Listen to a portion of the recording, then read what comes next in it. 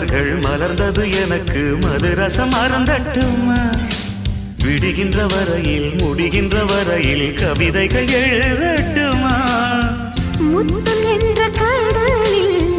முத்து குளிப்போமா அழகு அழகு ஓ நீ நடந்தால் நடையழகு அழகு நெருங்கி வரும் இடையழகு அழகு வேலெறியும் விழியழகு